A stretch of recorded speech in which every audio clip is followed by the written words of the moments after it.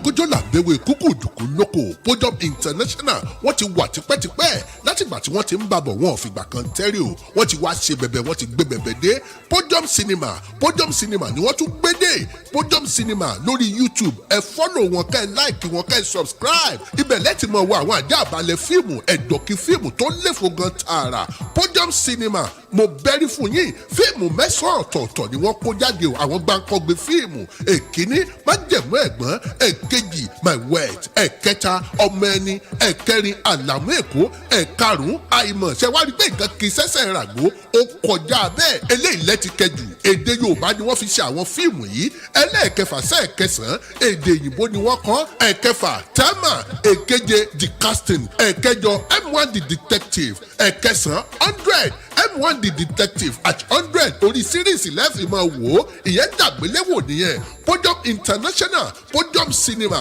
ẹ fọ́lọ̀ wọn kẹ́ ẹ láìkì wọn lórí YouTube wọ́n wà lórí Facebook wọ́n wà lórí Instagram Podium Cinema ó ti dọbẹ̀ ẹ subscribe.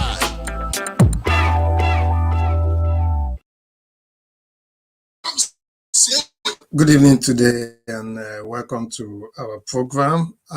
Thank you very much for joining us. We'll be diving straight into I just need to share the broadcast so that people are aware. I will just plead with us, those of us who are waiting on the line to watch us, if you could just do us a favor and share it to as many people as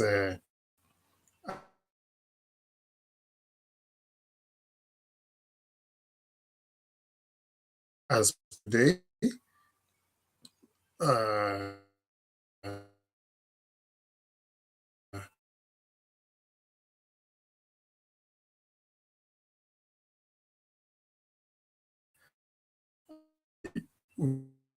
Take your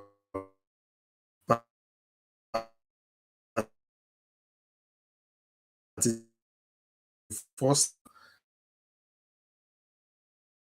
I'm having a fluctuating internet today, so internet network is it will be able to sustain us throughout the program. Otherwise, I might have to change location in the house and see how it goes. But thank you very much for joining us on the analysis today, and I hope we've been enjoying the analysis, the amalgamation of northern and southern Nigeria.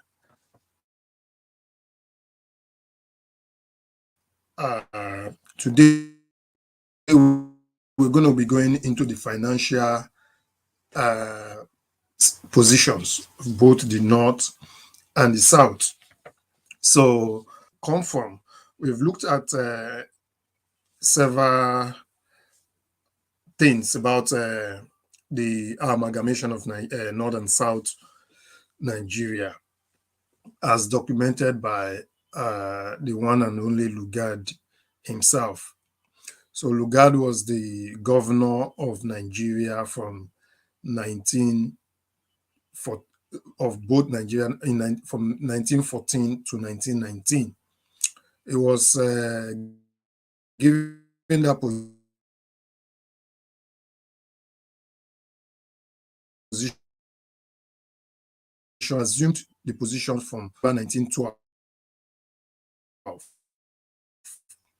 and on amalgamated both countries. The 1st of January 1914, he amalgamated the both countries and administered the country up until 1919. So last week we talked about, we rounded up the trade and industry. So the trade and industry, we did it for episode 8, 9, and 10. So I think there was one that was labeled 8 twice, but that's just an error. One of them needs to be episode 9. So we looked at all the products that was being taken away from Nigeria. About he categorized it into 8 categories. The first of January 1914, he amalgamated the both countries and administered the country up until 1919. So last week we talked about, we rounded up the financial, the trade and industry. So the trade and industry, we did it for episode 8, 9, and 10. So I think there was one that was labeled 8 twice, but that's just an error. One of them needs to be episode 9. So we looked at all the products that was being taken away from Nigeria. About he categorized it into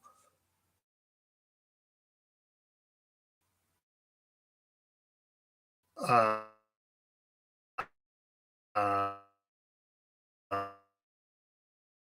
and mineral resources.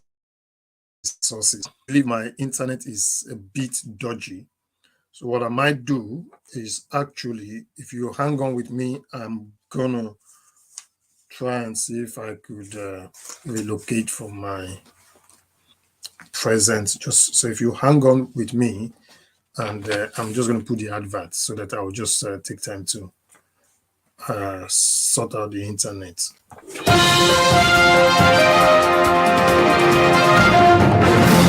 lọ́jọ́kọ́jọ́ làbẹ̀wò kúkú dùkú lóko Podium International wọ́n ti wà tipẹ́tipẹ́ látìgbà tí wọ́n ti ń bàbọ̀ wọn ò fìgbà kan tẹ́rì o wọ́n ti wá ṣe bẹ̀bẹ̀ wọ́n ti gbé bẹ̀bẹ̀ dé Podium Cinema ni wọ́n tún gbé dé Podium Cinema lórí YouTube ẹ fọ́lọ̀ wọn kẹ́ ẹ láìkì wọn kẹ́ ẹ subscribe ibẹ̀ lẹ́tì mọ̀ wọ àwọn àjá àbálẹ̀ fíìmù ẹ̀dọ̀kí fíìmù tó léfo gan tààrà Podium Cinema mo bẹ́rí fún yín fíìmù mẹ́sàn-án ọ̀tọ̀ọ̀tọ̀ ni wọ́n kó jáde o àwọn gbàǹkọ́gbé fíìmù èkíní májẹ̀mú ẹ̀gbọ́n èkejì my wet ẹ̀kẹta ọmọ ẹni ẹ̀kẹrin àlàmú èkó ẹ̀karùn-ún àìmọ̀ ṣe wá rí pé nǹkan kì í ṣẹ̀ṣẹ̀ ràgbó ó kọjá bẹ́ẹ̀ eléyìí lẹ́ti kẹ.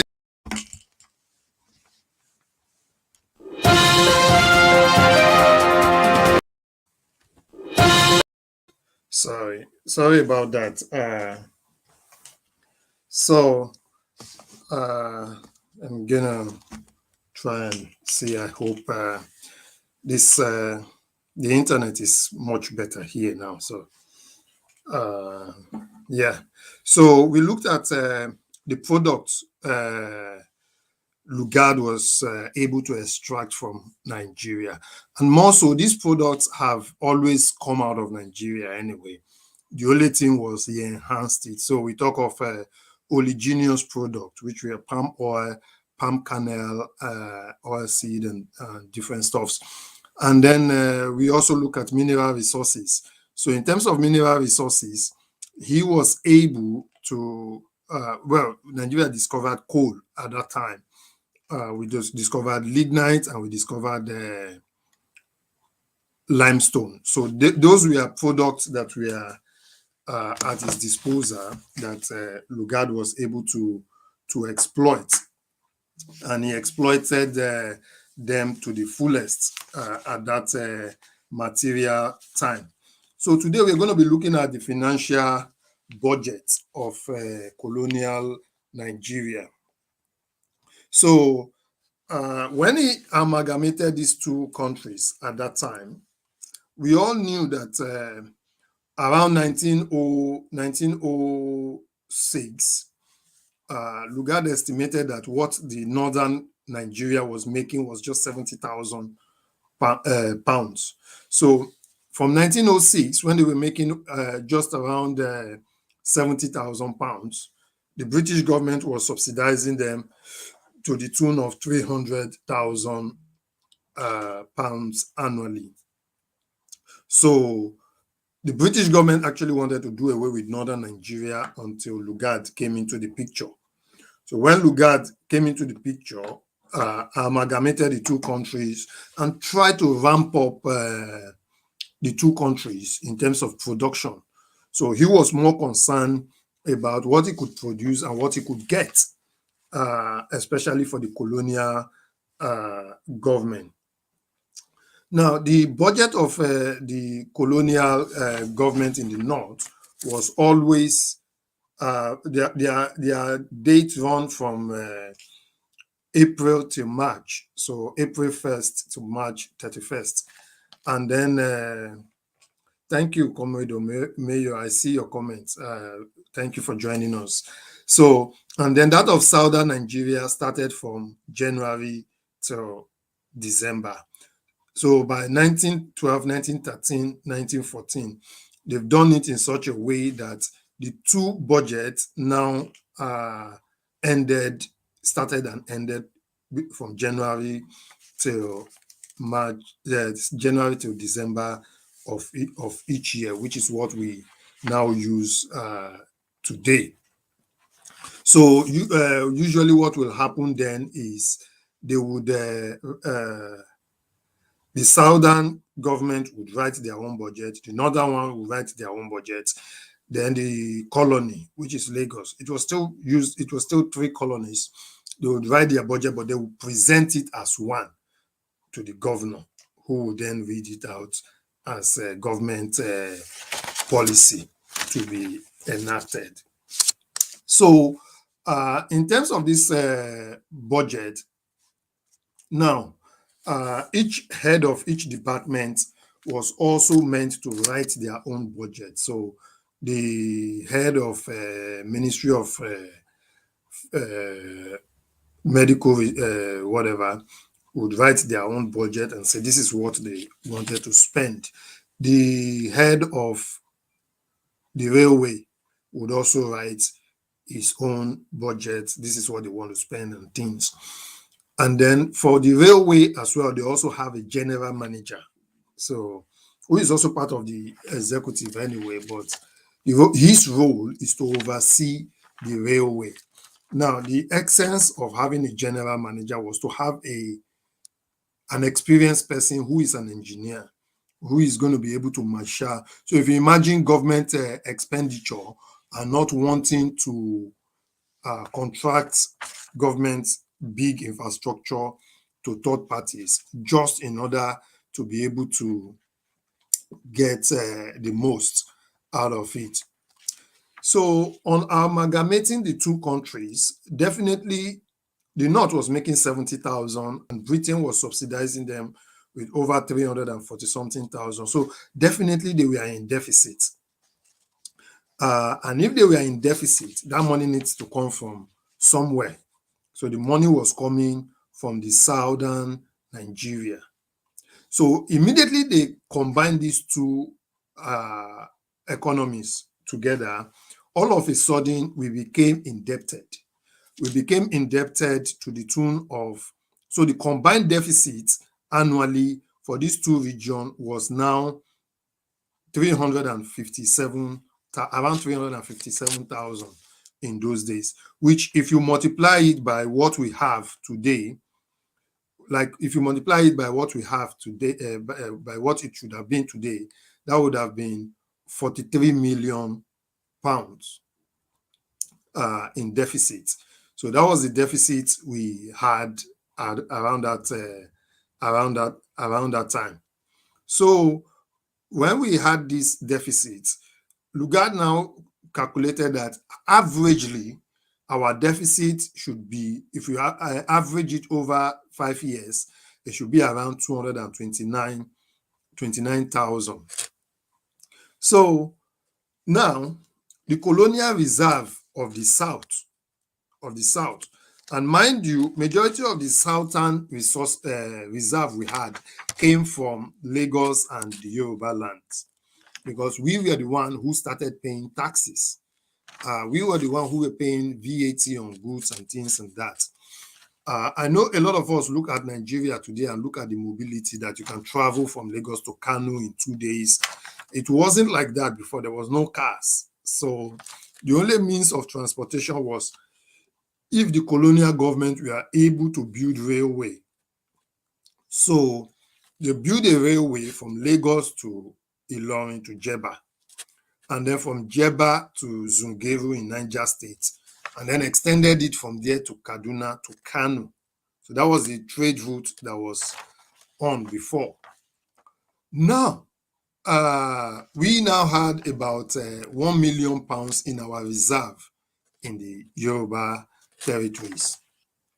Now, Lugard now said, well, he wanted to connect the eastern part of Nigeria, which is the Igbo land, to the western part of Nigeria.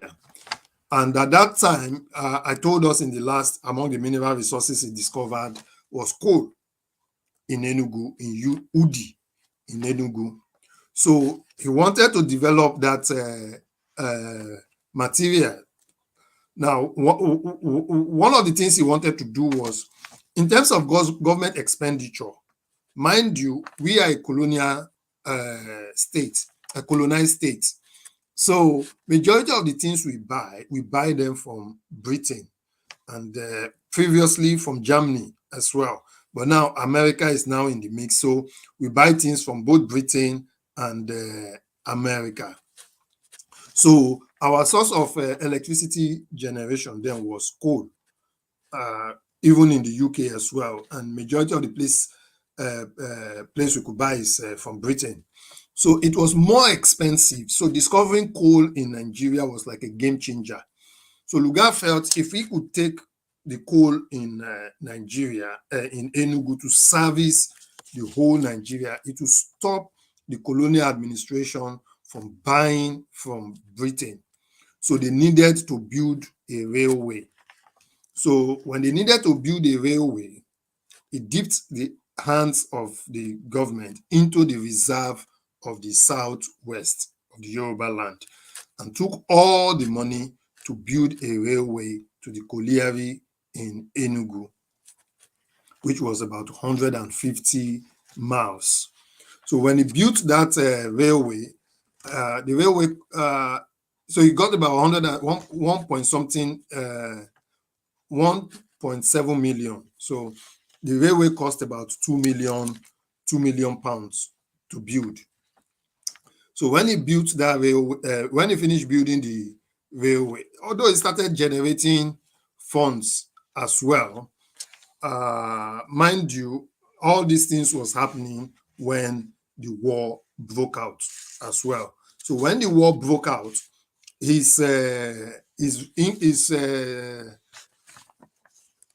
the income generating potential of the country greatly reduced.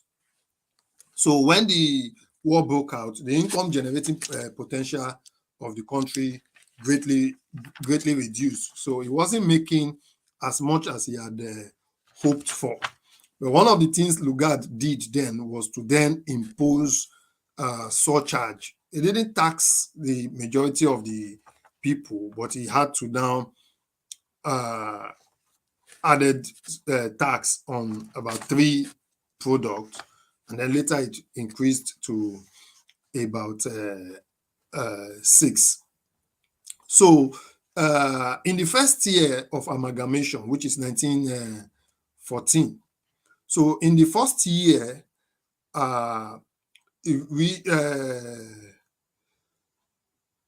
we had about the custom receipt fell. So when the custom receipt fell, he was able to balance the budget. Now, Lugard then estimated that once he had amalgamated the country, the deficit in the north will still be there. Mind you, the essence of amalgamation was to stop British taxpayers funding the northern Nigeria. So the first year of amalgamation, so Lugard reckoned that even if he does a lot of economics.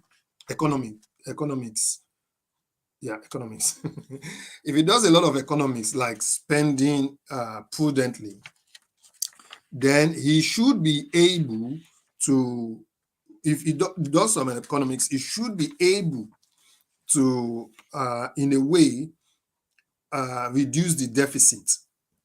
So he was thinking, okay, he's going to take 200,000 annually from the southern budget to fill up the northern deficit, and reckon that the colonial government, the British government, should continue to subsidize the north by 100,000. So that is what he planned. So, and that is what really happened. But now, in that first year, the custom receipt fell by nearly 206,000. And in a way, he was still able to balance his budget. He was able to balance his budget, and then had even surplus. He had a surplus instead of deficit. So at the end of the day, in the first year, at the end of 1914, he had about 80,500 surplus, which when you multiply it by 122 pounds would say in today's money, the country would have been in surplus of 9 million pounds. But we know today that Nigeria is in deficit. Now, Nigeria is generating, presently, I'm talking of presently, we're generating 6 trillion pounds annually.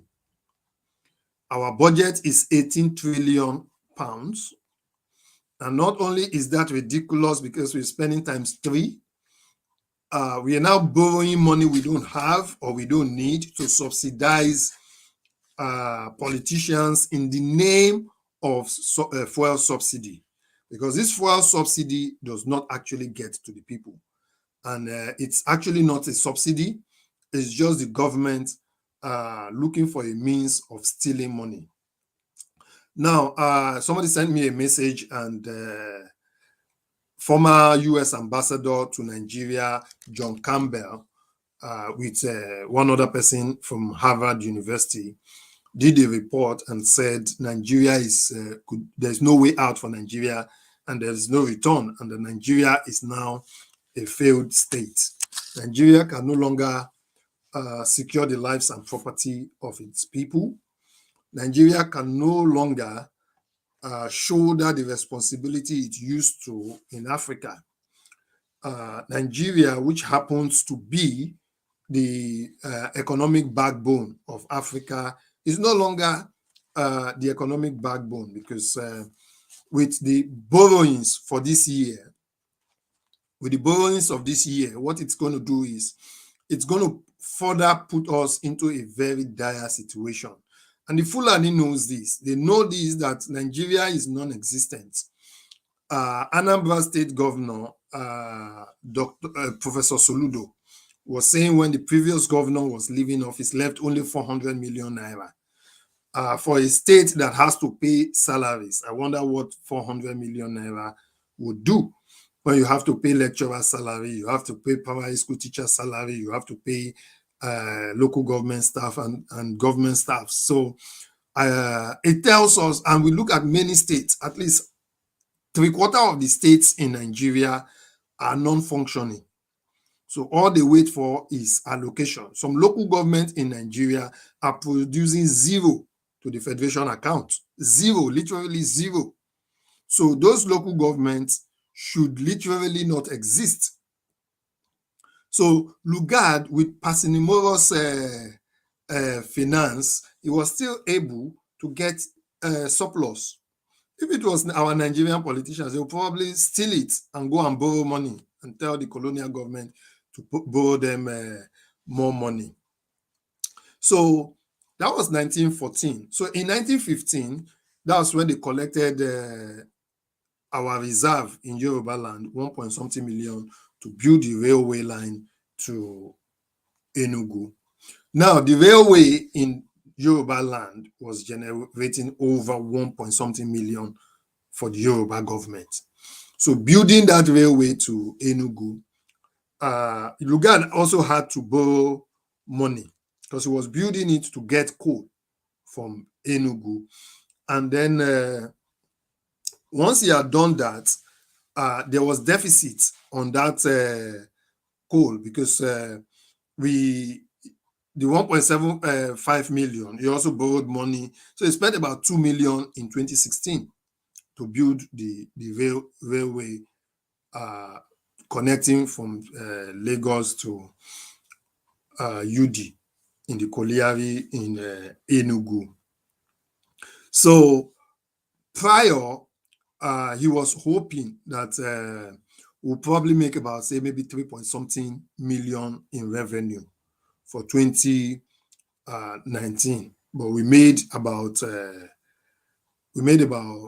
4.something million, 4.070,000.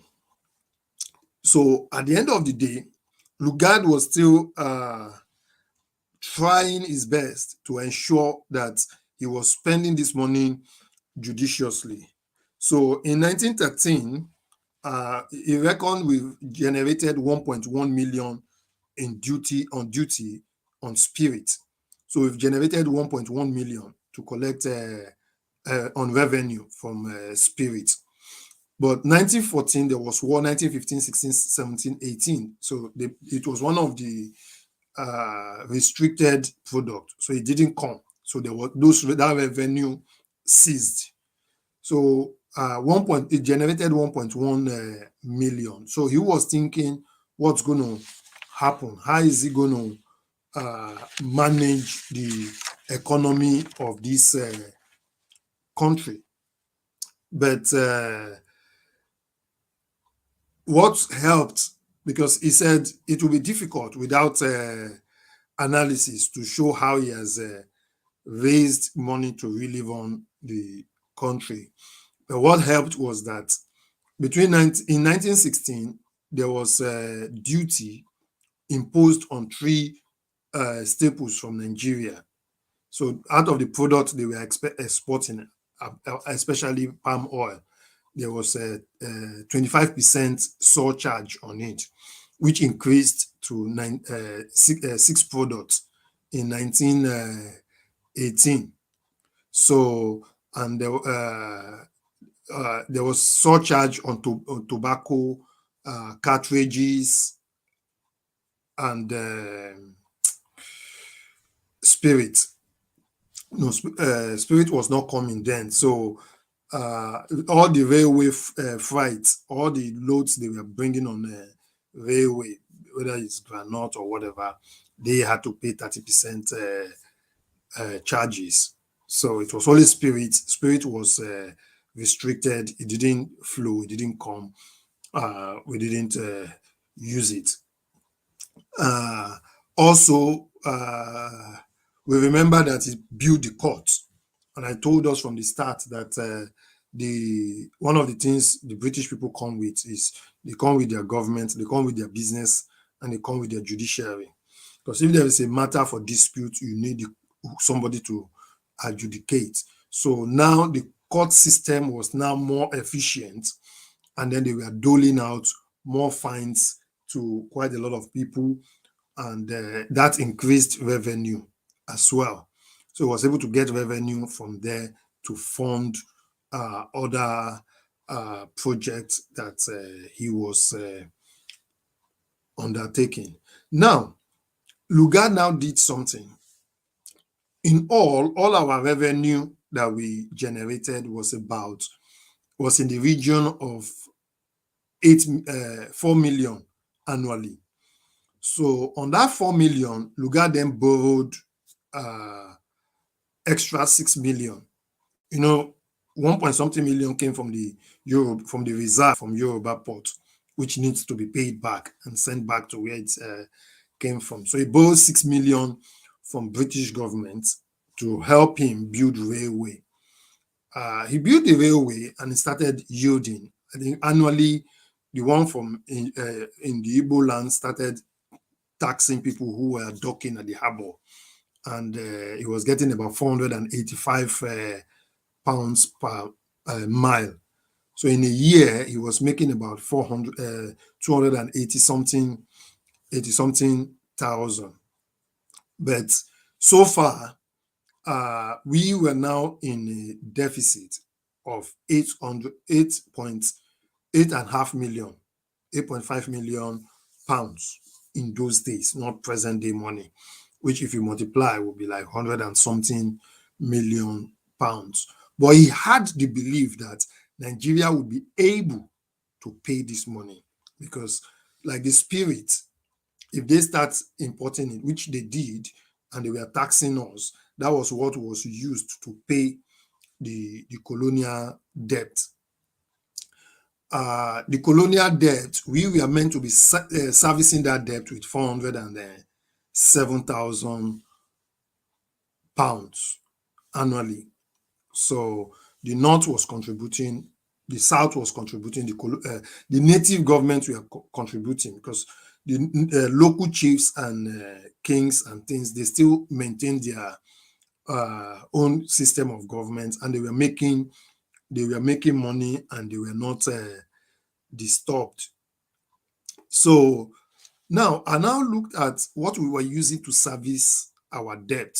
We were using 470,000 out of a generated revenue of let's say 4.1 million. Now, if you divide it, it shows that what we were using then was 10% to service a debt. That we know that our revenue will grow. We know that our revenue will grow. And we had the forecast to say our revenue will grow. Now, if you look at the 2021 budget, we said we're going to make 6 trillion and we budgeted 18 trillion. I know part of the money we collected was used in building the rail lines. And part of that rail line is what the terrorists bombed from Abuja to Kaduna. So the infrastructure is destroyed in the first place. So it's not generating any fund. Now, there is no plan or provision as to how to make that line secure, because I wouldn't put my life on the risk to take a train that I know is not secure. So the train lines were destroyed. There is no provision for security of lives and property. So people would normally be scared. And now we were hearing that yesterday, the terrorists went to the airport. Can you imagine? Went to the airport to stop a flight from traveling. Well, I know people would have learned their lesson now that if you can't fly, don't go and take the trains, or don't even try to take the bus to Lagos or to Abuja, because it will be a ploy to kidnap people as well. And that's why Harvard is now saying, see, Nigeria is a failed state. I know a lot of people are coming out now as the Messiah. I am the best candidate. I am the best person who can do this.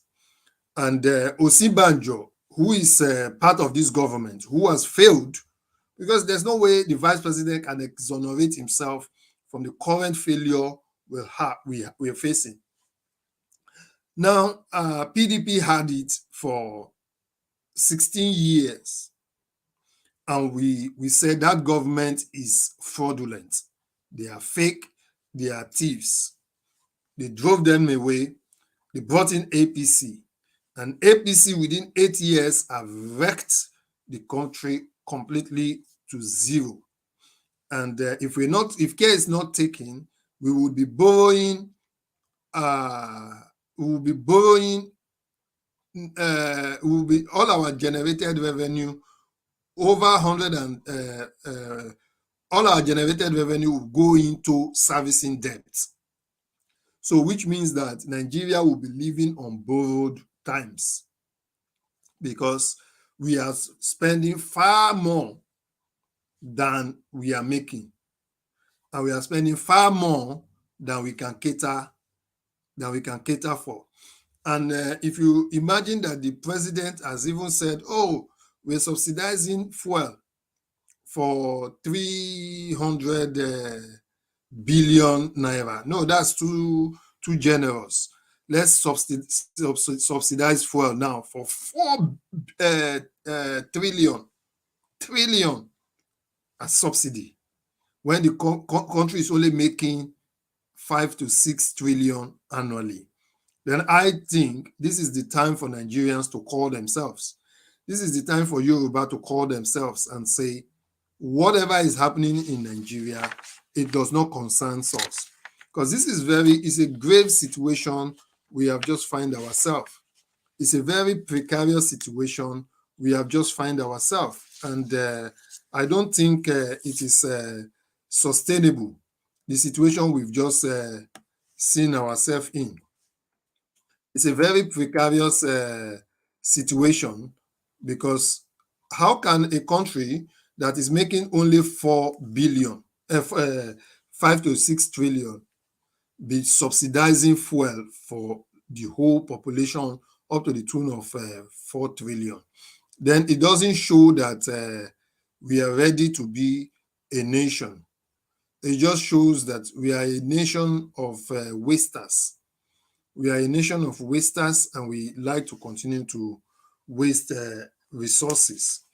Lugard said in the appendix of this document that if for a Nigerian, when you employ either a bricklayer or a carpenter or a this or a that, he said the nails they waste on the ground, the cement they waste, the so many things that at the end of the day, you get little thing to show for what they have wasted, the enormous resources you have given to them, which is definitely not a good thing. Which is definitely not a good thing. Now, Nigeria is now thrown into £8.5 million, courtesy of the fact that we want to amalgamate us then.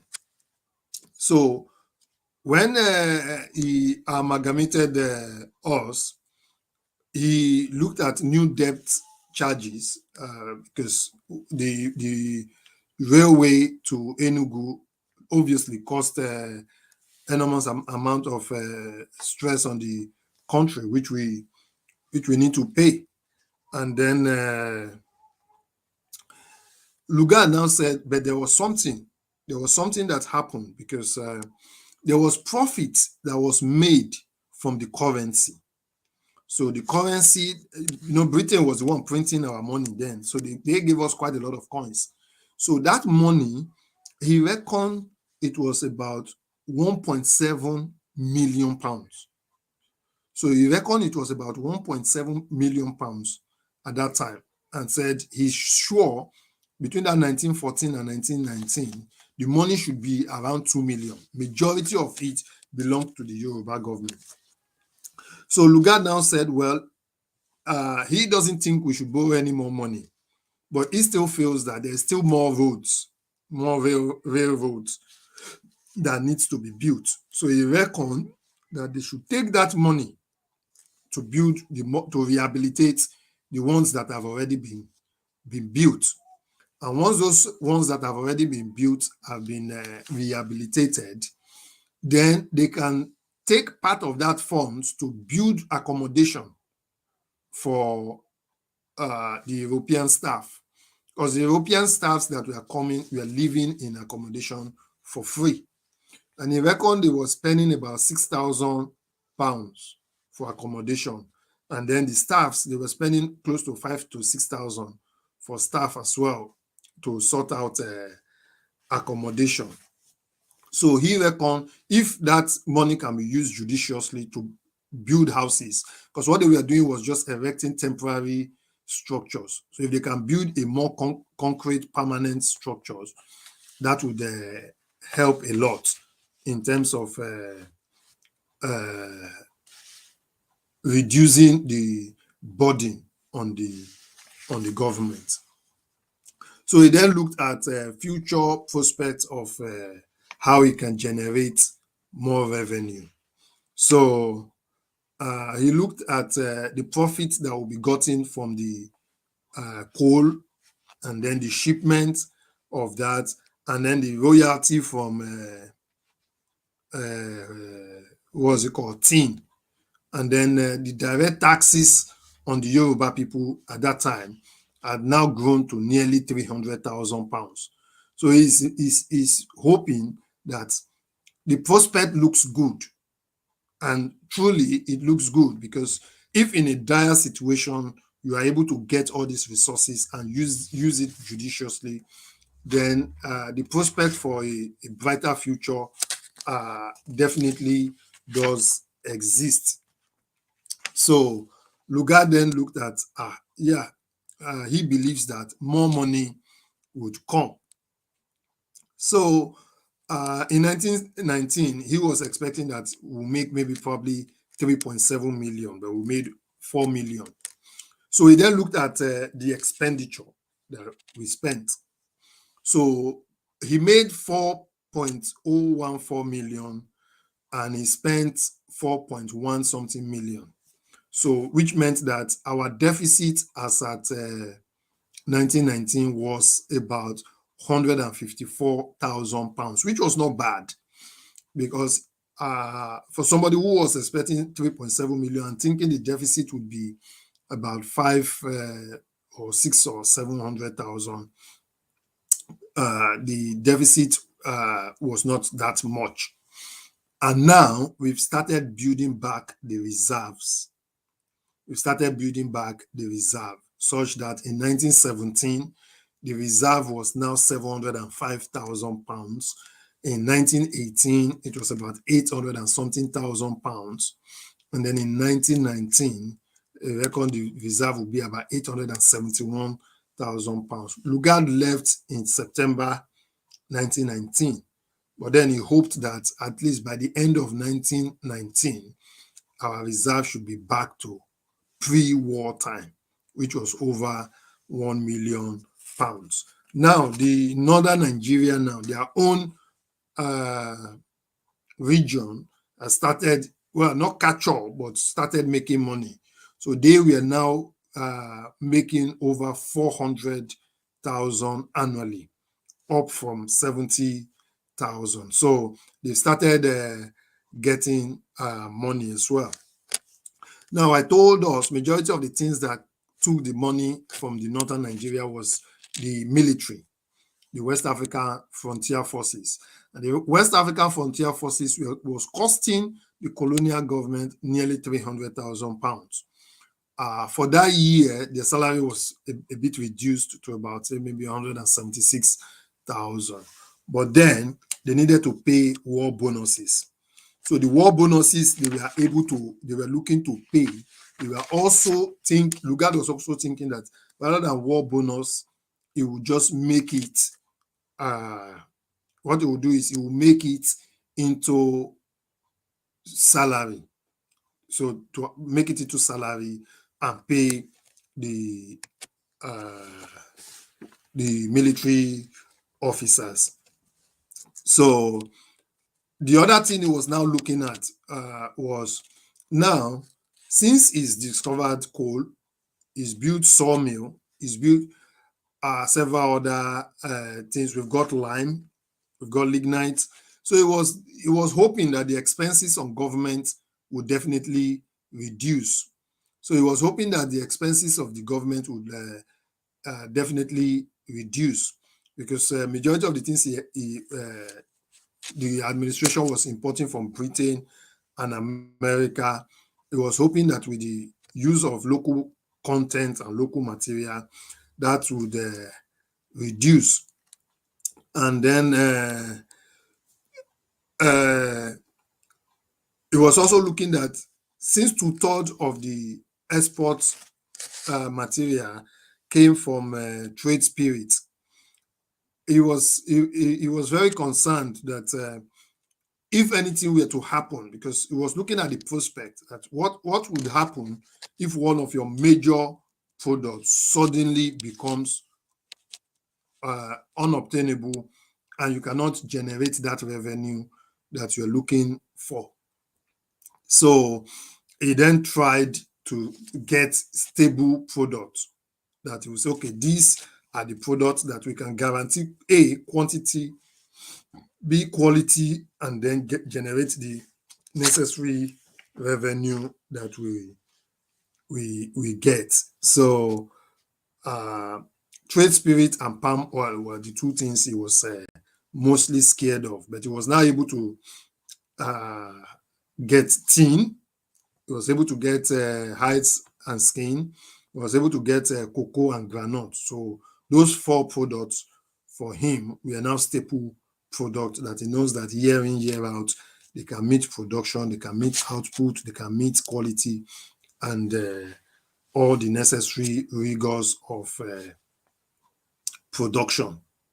So he was now looking at the reserve. So the reserve is being able to build now to 871,000. So he doesn't want the reserve to be kept. Now, I told us in previous episode that Lugard was looking to make Kaduna the headquarters of Nigeria, take it away from Lagos and move it to a more centralized position. Now, the reason why he wanted a more centralized position was because he was thinking to build a seaport in Port Harcourt. He was also looking that from Kaduna, it forms like a V downwards or and whatever, but it forms like a V. So you could have a train from Kaduna straight to Lagos, or from Kaduna to Port Harcourt. So if there's an harbor in Port Harcourt, then obviously ships would dock there and be able to take people to England or wherever. The same thing with Lagos. It was already signed, it was already agreed and approved, but the only thing that delayed it was the war, and then the fact that it was able to. So perhaps if there was no war and it was normal time, they probably would have got more revenue than what was gotten. So maybe they could have got £1 million more in revenue, and that would have aided the movement of the capital to Kaduna. But I'm quite glad that that didn't happen and the capital remained in Lagos. So the North started making money for themselves. So in 1906, their total generated revenue was around 70,000. In 1913, it has risen to about 324,000. And in 1917, it has risen to 417,000. So that by 1919, Britain and the taxpayers of Britain had stopped giving northern Nigeria any money. So he then talked about how Nigeria was acquired for free. So he looked about, he said the Nigerian government, so he said 865,000 that were used to acquire the charter, acquire Nigeria from the chartered company, which is Royal Nigeria Company, 865,000. So what they acquired, a lot of people think it was northern Nigeria. So what was northern Nigeria before was Ilorin Kaba, which is part of Ilorin Jeba Kaba, and then Niger State. That was northern Nigeria, not the Sokoto. And so to acquire Sokoto, Lugard had to use the West African Frontier Forces, which is why they were spending a lot on them. So they were first, they fought all the emirs and their princes in the north and forced them to bring their territories under Nigeria. So the capital of the northern Nigeria was first in Jeba, which is Yoruba land. And then so it should have been Northern South Protectorate, not Northern Nigeria. Then later from Jeba, they moved it to Ilorin. They moved it from Jeba, they moved it to Zungeru, sorry. From Zungeru, they now moved it to Kaduna. So now Lugard then said, so that the money they were using to subsidize the North averaged about £314,000 annually. So if you multiply that up to 12 years and add the 100,000 you got for 1913 and 1914, that totaled about 4.26 million. So 4.26 million together with the 865,000. So he was looking at plus and minus what Nigeria has spent on Britain, what Nigeria has gotten from Britain. Britain can say they acquired Nigeria for 4.7 million pounds, both the north and the south of Nigeria. Now, I told us about the Nigerian Council in a previous episode, I think episode 5 or 6, the Nigerian Council under the administration. No, I think that should be episode 2 or 3. So that Nigerian Council, which had 6 officials and 6 unofficials, the 6 unofficials who are natives, we have people like the Emir of Kano, the Sultan of Sokoto, and other northern dignitaries. They weren't part of that council, but they were invited for the annual general meeting. They usually the council normally meets once every year in December. So in December, the Governor General will say how the country has been governed for the 1 year, what they have realized, and what they were hoping to do. So Lugard then managed to put his proposal that Nigeria should contribute to the imperial war debt of Britain. So that council now approved that Nigeria will undertake to pay £6 million. Meanwhile, Nigeria had already spent £1 million on the imperial war debt. So Lugard now said, on the balance, they say the Uganda rail, I read from page 48 of the document. They said the Uganda railway alone cost a much larger sum. And since Nigeria has already incurred an expenditure approximating £1 million and proposed to accept a further £6 million on behalf of the imperial war debt, it will be seen that this vast country, which affords an increasing market for British industry and commerce, has been acquired at no cost whatever to the British taxpayers. So that's the words of Lugard, which I'm quoting to you. So what Lugard is saying now is Britain has acquired Nigeria at no cost, and the country is going to afford Britain the vast resources it needs to continue to expand her empire. So that was how Empire Britain acquired Nigeria for free. So I see a lot of people who go about today and saying, oh, Nigeria, this, that, or the North was the one subsidizing the South, the North money that was the one they used in building refinery. Far from it. It was the Yoruba money. Now, this 6 million that we pledged, the 6 million came from the, what's it called? This trade spirit that was taxed on the Yoruba people, because the money was supposed to be stopped, but it wasn't. And then we paid it, and then we paid the interest as well, amounting to 13.25 million. And we paid it for a period of 36 years, which was what I explained earlier, that we started paying £407,000 annually to service that debt for the next 36 years. All this we did, paid the imperial war debt. So if anybody is now seeing Nigeria today, that Nigeria is spending more than it is getting, that we can go to China and be collecting loan to subsidize fuel. I mean, that is the most stupid thing any father can ever do.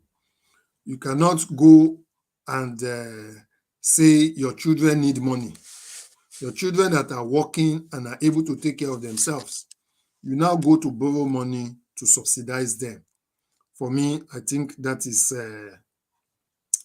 it's very ludicrous, and no people should allow it. I don't know why Yoruba people, our Yoruba elders, our Yoruba youth are sitting down on the fence and allowing all this to happen. Yoruba should sit down now and say, is it in our interest to continue to remain in Nigeria? Which the answer is obvious, no. The Northerners, they are taking us for a ride because they know that we have failed to speak out. We have failed to understand what we really want. We fail to really understand what we really want. So this is where I'm going to end for today. Next week we'll talk about railway, the financial positions about the railway and how he was building railway. Railway has to do with load. So in some places they've used maybe £45, and he knows that traffic is going to increase there. What they then do is they remove those metal and use it for another place. Not that they throw it away, they use it for another place. So some places we are expanded from £45 to £60, or from £60 to £80. So that is what he did to construct. So it gives room for the construction of more. So if you know that is generating you money, there's no point for you to stop it. So that's what he was doing, trying to build railway. And then he proposed things that the future governments can do to enhance trade in Nigeria. And he said, well, he believes that Nigeria is one of the richest country of all the colonies. And he believed that Great Britain would be able, and Nigeria would be able to generate even more revenue when more products and more prospects are being hunted for. Obviously, we went on to discover oil. Lignite was there. We've not even started tapping into lignite. We're selling gold, gold dust, gold itself. We're selling tin. We're selling palm kernel, palm oil, granite. Even coconut was in the horizon. Different other products were in the horizon. It was even looking to sell cattle meat in Britain. So those were things that he looked at. And then with the direct taxation gaining momentum, and with time, everybody in the country will start paying tax. So the country was in a good space. And that is what has kept Nigeria till today, because everything has come at the back of the Yoruba people. And that's why Yoruba people, we must realize today that we are able to do it. So let nobody tell us that, oh, we're not able to stand on our own, because where is tomato going to come from? Tomato will grow on our soil. Onions will grow on our soil. Yam will grow on our soil. And there are a lot of people that are even doing modular farming now. With modular farming, you don't even need to plant on the farm. You can have a 20-story building, mechanize it, and plant. You can get all conditions that you want, which is the beauty of technology and development. You can build greenhouse farm, build houses. Then you don't have to worry about, and you can do all your research. You can learn about plants, you can learn about diseases, you can learn how to mitigate about all these things, and you can water them properly. A lot of people are planting yam in their local backyard, and it's generating enormous yield. So there are so many things that an independent Yoruba nation benefit Yoruba people and even people of the world. And then we can go into research. We've got global green energy movement moving now. We can be able to tap the energy from the solar, from the sun. There's so many things we can get. So let Yoruba not look that what are we going to do? Within 5-10 years, Yoruba will be at least 1 to 10. If we're not 1 to 10, we would be getting closer to becoming 1 to 10 of the most prosperous nations in the world. So I'll end it here, and on Wednesday, we would look into the financial situation of the railway, how it was built, and what it generated, and this and that. So until I come, you get your way again. Thank you very much, and God bless you.